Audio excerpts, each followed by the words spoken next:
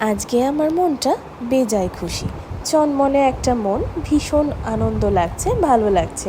তাই মনের আনন্দে কাজ করছি, ঘরও গুছিয়ে নিচ্ছি, বেশ ভালোই লাগছে। কাজ ধাজ করে এবার আমি করব ব্রেকফাস্টে ছিল পরোটা, ঘুগনি, মিষ্টি। এরপরে রান্নার জোগাড় করে নিচ্ছি, রান্নাটাও আমার হয়ে গেছে। আরও অনেক কাজ হয়েছে, রান্নাঘর ক্লিনও করে নিয়েছি। এরপরে চলে আসি চলো লাঞ্চে। স্নান ধান করে লাঞ্চে এসেছি।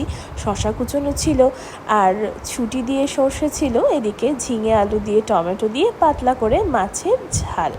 সন্ধে হয়ে গেছে, বেশ কিছুক্ষণ তোমাদের দাদা ভাইয়ের আমি গল্প করে বেরিয়ে যাচ্ছি এখন শপিং করতে।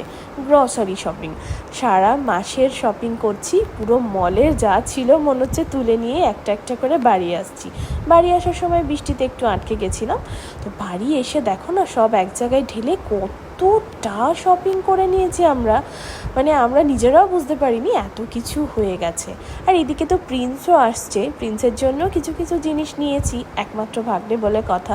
বিলটা দেখেছো, লম্বা সম্বা। এদিকে দেখো না, মা এসে দিয়ে গেছে পোলাও আর আলুর দম মাজারের সিন্নি। এটা